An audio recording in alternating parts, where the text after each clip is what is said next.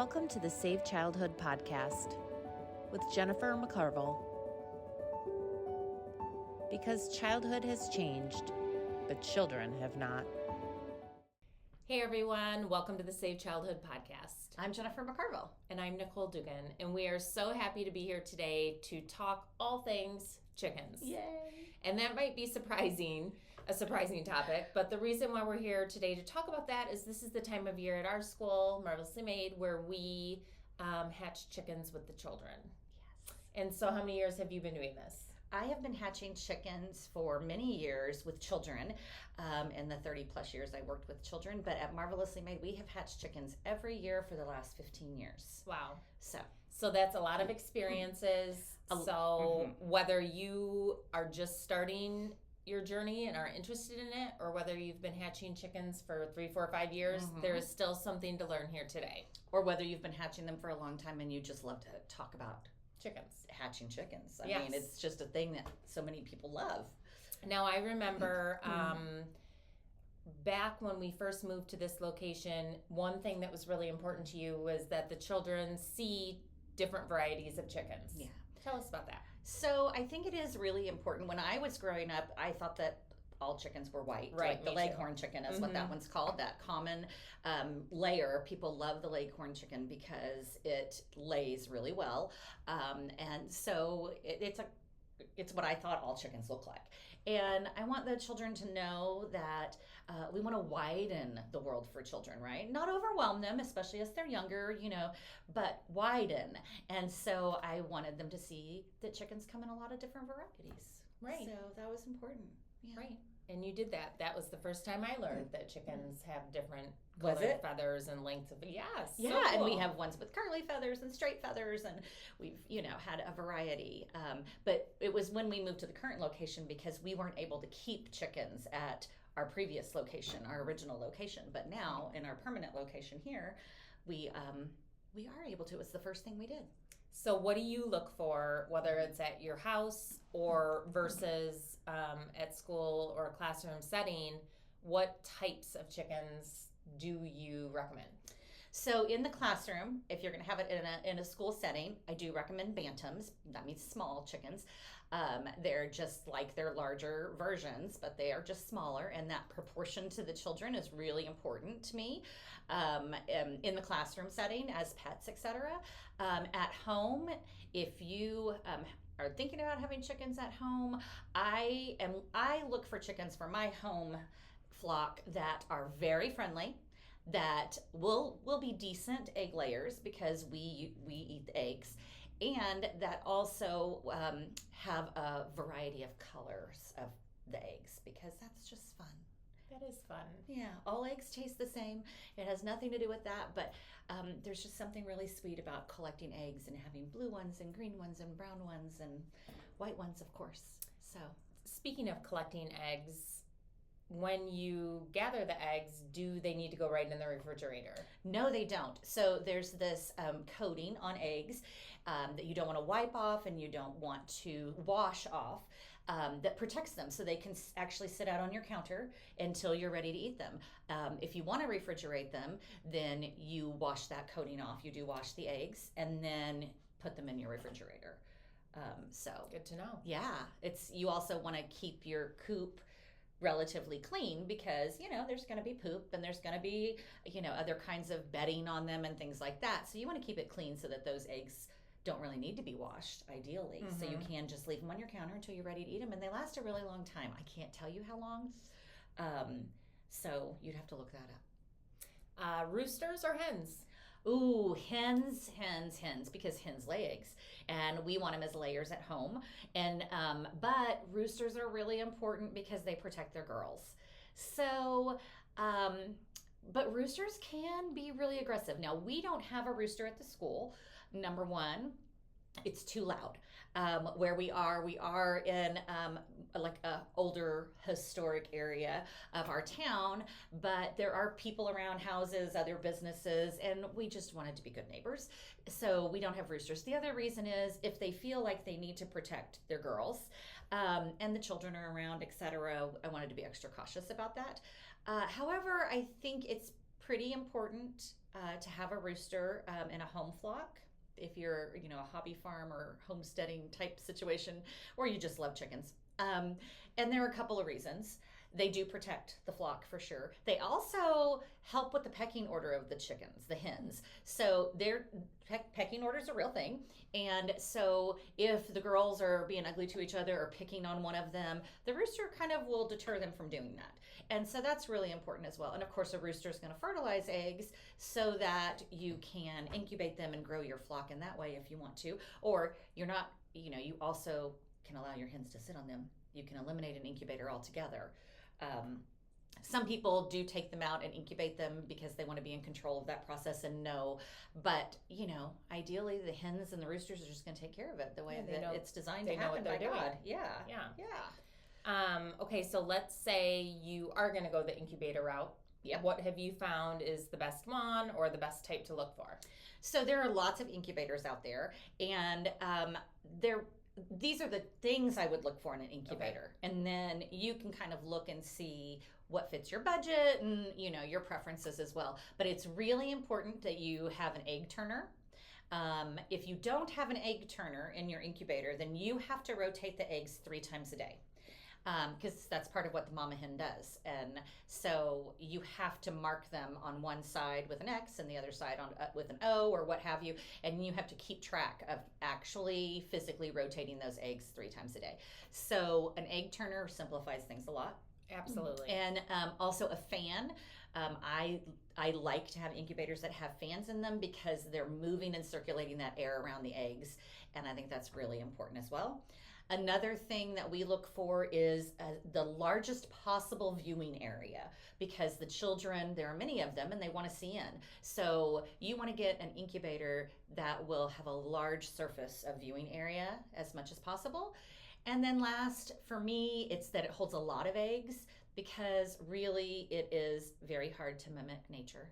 And I want to be sure that we have the best chance for a hatch. For the sake of the children and the learning experience that's involved in that. Not to say there hasn't been a valuable learning experience from time to time with a low hatch rate. That's just life. That's just nature, and that's the way it works. So you want to embrace all of those experiences. But right. Those are the things that I recommend that you consider. Definitely an egg turner, definitely a fan to circulate the air, a viewing ability to be able to do that, and then also the number of eggs you can set. And the life cycle of a chicken is one valuable learning experience, but there's more to learn for children watching this process happen. Mm-hmm. Can you speak to that a little bit? Well, I think there's so much more to learn about preparing a habitat, about what a miracle it is for life to happen. And we are a Christian school. It's really important to us. It's a beautiful example of God's creation. And so just being able to witness that miracle, and I think it just really kind of ingrains in the children respect for nature. Children are just naturally drawn to animals, and so you can see them. They're automatically gentle, most of them. The ones that are younger and maybe don't understand that as much, that's developmental. But for the most part, by the time they're 3, the children that are in our school, most of them do understand that you need to be gentle and you have to be calm. So it helps develop some of that self-regulation. You can't hold them right away. You can't hold them whenever you want. And when you do hold them, it has to be done in a very specific way to respect the animal. So you're developing all of these other skills in addition to the knowledge that you're gaining about life cycles and science in this process of hatching a new life. Yeah, for sure. So it takes 21 days for the chickens to hatch. Absolutely. And it's amazing. It is 21 days. So the important thing when you set up your incubator, you're going to set it up the day before, or sometimes 2 days before is good, to regulate the temperature. 99.5 is kind of the incubation temperature. And so you want to make sure that it's reading at, that's something that you should add to your list of things to get in an incubator, and that is that it has a thermostat on it and a humidity reader. Yes. So you don't have to do that from the inside. Back, early on, I used to have to put thermometers inside the incubators, and used to have a reader for the humidity as well. But now get an incubator where those are built in. It's game changing. So anyway, 99.5, you want to get it set up a couple of days before. And then you want to add water in the bottom of it. Just a little bit of water. Just a little bit of water in these first 18 days. But yeah, it is amazing. You don't count the day you put the eggs in the incubator. So 1 to 2 days before, you're getting it set up, making sure it's going to regulate the temperature. And then you put the eggs in, that's day 0. So your 21 days starts on the following day. And it is like clockwork. It is amazing. Every year, I still find it incredibly miraculous. So it never true. loses its awe. I know. Right? Yeah. And from the teaching perspective of it, we do talk about what's happening inside the egg every few days or every day as the children get older. That's really cool as well. And your language to start it is everything that this little chicken needs is in this egg. Yeah. Everything it needs. Yeah. And we talk about that, and again, as a Christian school, we talk about how that's a miracle and only God can make a miracle. And then you also have to have conversations about the fact that not every egg has a chick in there growing. And we won't know that for a while. And so you have to be real careful that the children are prepared for that.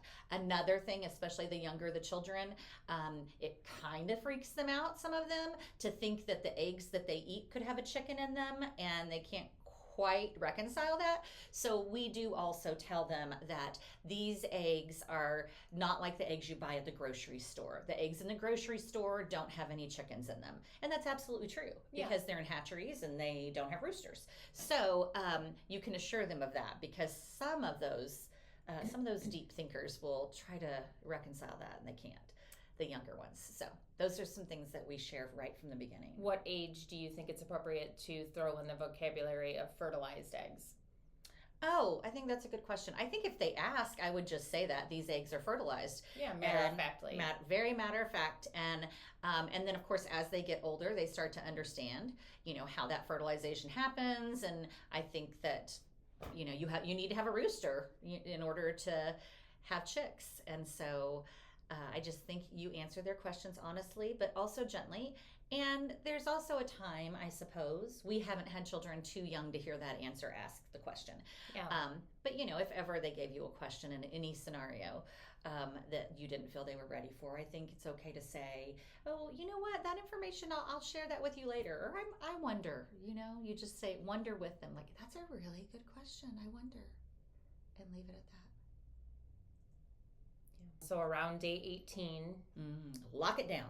Lock it down and increase the humidity. Oh yeah, crank up the humidity. And really, you can't have, you can have too much humidity. 100% humidity is not good.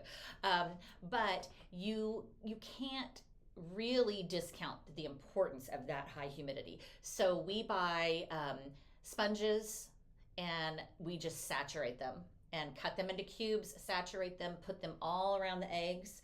And then you want to watch that humidity level go up, and you want that heat to stabilize. You take them out of the egg turners. We forgot that part. Oh yeah, on day 18. Day 18, you remove those egg turners. You don't want them to move anymore. You put all these wet sponges in there, crank up the humidity, and then you lock it down, which means you disturb it as little as possible. Is it okay for the sponges to touch the eggshells? It is okay. It's not ideal. You don't want the shell to be too wet for them to escape, for them to hatch, because a wet hatch is really hard on them sometimes, but so is a dry. So we've had that experience where there wasn't enough humidity, and then the chicks have a really hard time hatching, and some of them die in the process because it's just too hard to get the shell off, and it's heartbreaking. Yeah. I'll tell you, the first years that we hatched chicks, I would come up to the school in the middle of the night, like 2:00 in the morning. On a regular basis, because you're responsible for this life. Like, you're trying, to mimic nature, and you can't really do that. And then you have all these precious children who are eager and excited, and you think, what are we going to do if we don't have even just one hatch? So we're constantly praying, please Lord, just let one hatch in each incubator. And so as we've relaxed about it and we've trusted the information. Texas A&M, if you Google online, they have a teacher's guide for hatching that we've used over and over. I'm sure we can add the link to that here. And that's just been a really useful tool. And so once you just follow those, rest in it, trust the process, which is one of our Save Childhood tenets. It works in a lot of ways. And know that process is pretty foolproof. Yeah, I think I remember being really nervous year 1 too. Same thing, even though I was learning from your experience, I thought, what if I'm the one that screws this up? Right. But really, it does all work out. And we've learned some valuable lessons along the way. Our favorite time, my favorite time, and the children's favorite time is the time when they start pipping. Oh my gosh, it's so sweet. And they use their beaks to get out, and that's when the viewing window is so important. Yeah, everyone wants to see because it's so exciting. And so they have on their beak, they have a little tooth, an egg tooth it's called, and they start pipping when they first break through. It's called a pip.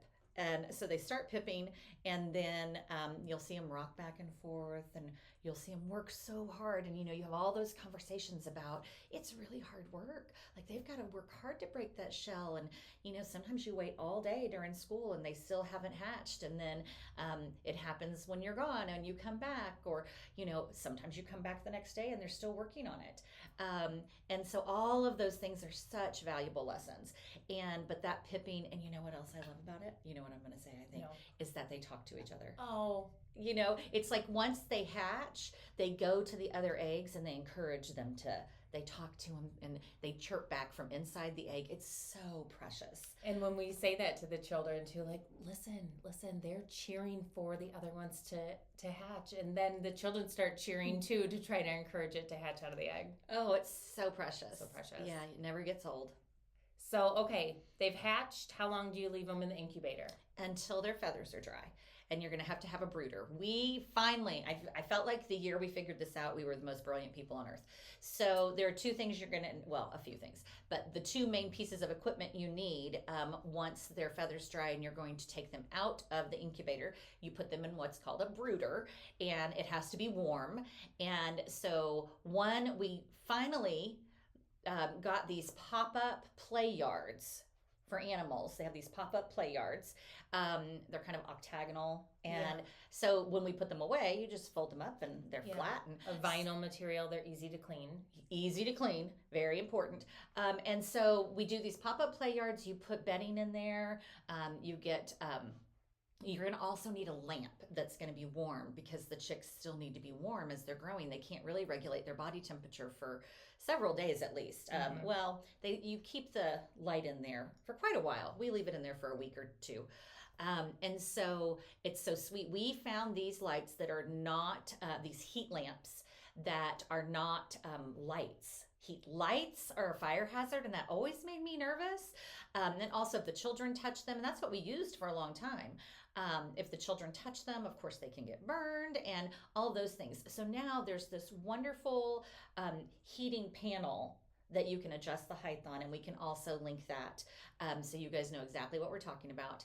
We'll link our favorite incubator and our favorite heat lamp there. And if I can find that, what we use for our brooder, we'll do that too. So you're going to move them to the brooder, and you have to have, of course, a feeder and a waterer. And as they dry, you just put them in there, and then you get to watch them walk around and huddle together. So sweet. Nature's amazing how they know what to do. Of course, they do need their mama, so this is still a little bit hard on them. So you want to make that as close as you can. And that's another thing I like about that heat lamp is you can lower it so they go under it like they would go under the mama hen. So I think that's important. So you're going to put them in the brooder for a week or two, and let me tell you, right? All of a sudden, they're big. Like, you have a couple of weeks where they're just so sweet and so little, and we want to wait until they get stronger to let the children hold them and all of those things. And it's about week 3. You're like, what happened? Yeah, we have waited too long before where they're really big to hold. And so we try to do it as soon as we feel like they're ready to be held. And then this is an important part of planning is before you ever start this process, where are these chicks going to go? So luckily for us, we have several people who have hobby farms or the like at home, and they'll take them. We never send them home with the children. That's from the get-go. We eliminate all of that. I want one. Mom, can I have one? Daddy, can we take one home?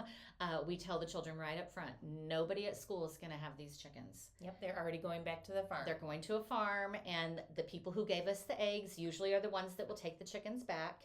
And so you want to make sure if you're doing this in the classroom that's a good tip. You make the children very aware of that fact. It'll have a much better journey. Let's talk about some of the tips that we have for when the actual chick holding day is with the children. Okay. My one tip that I learned kind of the hard way was when the children have their hands out like this, that you're taking the baby chick and touching the feet to their hand without letting go first and saying, how does that feel? How do their feet feel? Because sometimes they're a little pokey, and the child will drop the chick, which could hurt it. Absolutely. So we, before that, and then we teach them, you go ahead and tell Right. Well, we teach them to hold their hand out flat, and then they're going to put their other hand over it. So they're basically just their neck's going to come through this hole right here. Now, also, you want them to have their hand close to the ground just in case they get nervous and they let go and what have you, because the higher they have their hand, that, obviously, the bigger the fall and the more dangerous it can be for the chick. So keep their hand low, let them feel how it feels and talk about that sensation and how it tickles, but it doesn't hurt. So you want to definitely know all those things. Also, you need to know if you're doing this in a classroom that you should check your regulations, whether it's your state regulations or your accrediting entity, etc. But in our state regulations here in Texas, no child under 5 can handle chickens, poultry of any kind. And so we, in order to meet the standard, we're very transparent with the parents about that. We let them know on the morning of the day we're going to hold the chicks that this will be the last day there at school. Your child will have the opportunity to hold the chicks after school. You must sign them out, and you must be the one who allows them to do this, because our state regulations will not allow for us to make that decision for your child. We have a table with hand sanitizer as soon as they hold the chicks. As soon as they're finished, they use hand sanitizer, and then they go right to the bathroom for a serious hand washing. And we do that, of course, with all the children, no matter their ages here, but it is especially important for the children 5 and younger, according to our state regulations. So be sure you do that. But that's the way that we have met that standard and also allowed the parents to make the decisions. We have very few parents that will just leave with their children and not let them hold them. We don't talk a lot about it during the school day, with the younger children especially. And so we handle that in a way that really respects the family's choice, but most of them want the children to hold them. And it's a really sweet, we set an area off that is away from dismissal time and away from, the full classroom experience. And we only allow people to come in a few at a time so they can remain calm. They have as long of a turn as they need. And then, of course, we do allow the parent to take a picture of their child with the chick, or the teacher takes them and sends them home via email. Yeah. So that's a really sweet, but that's the day before they leave, because what we found happens is if you do that and then you continue to have the chicks in the classroom, they want to continue to hold them because they already have. And we understand that. That makes perfect sense. I mean, when the children are gone, we hold them all the time. Right. Perk of the job. So anyway, we do that the day before we send them to the farm. Okay. And at what day or week old, when can you tell if it's a rooster or a hen?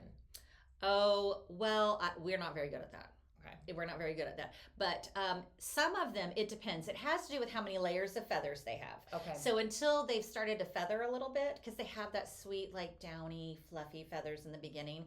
But if it's, I believe, we're going to have to look that up. Yeah. But 2 rows of feathers, I believe, are a hen, and 1 row is a rooster. Okay. Or maybe opposite. But one of those is one and one of those is the other. Typically. So it's hard to know.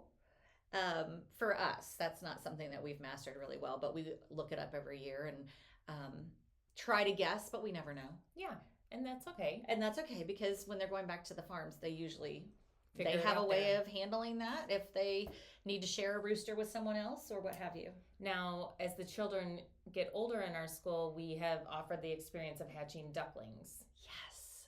As an extension of that. And that's a really similar process, just a little bit longer, but that's something you could also look into Yes. if you're ready.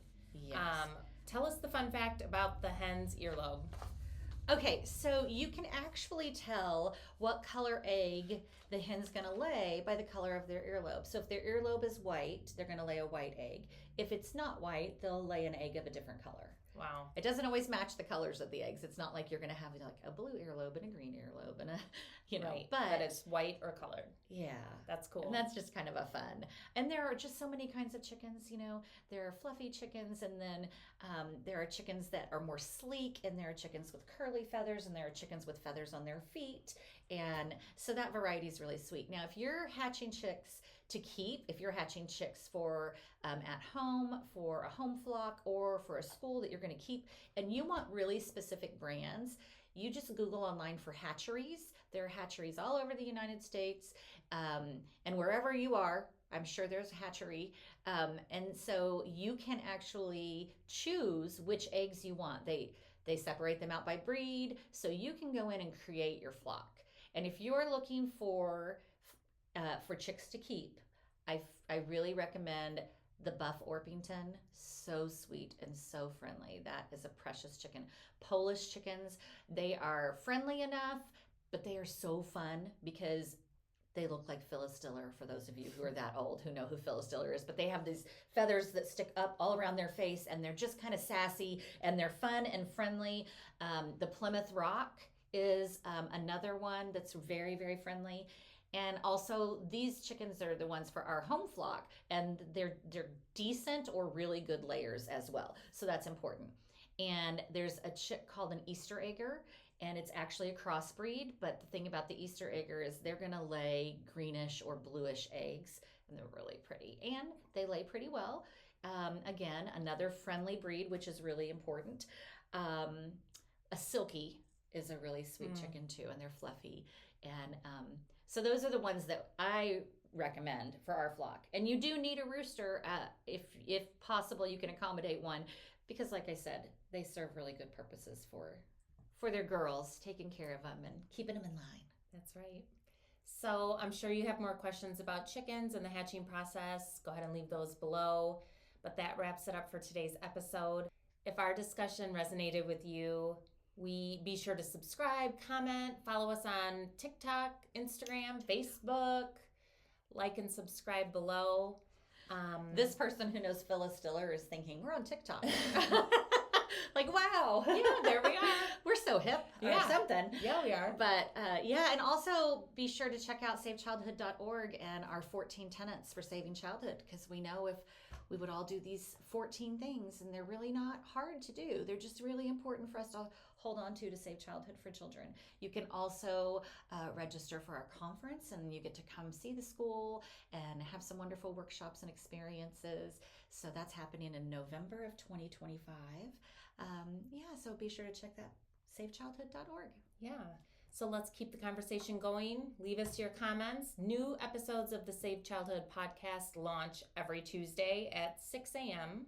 Central Time on Spotify, Apple Podcasts, and here on YouTube as well. So thank you for listening, and we look forward to chatting with you again soon. Have a great week. Thanks for joining us today. To learn more and join the movement, go to savechildhood.org.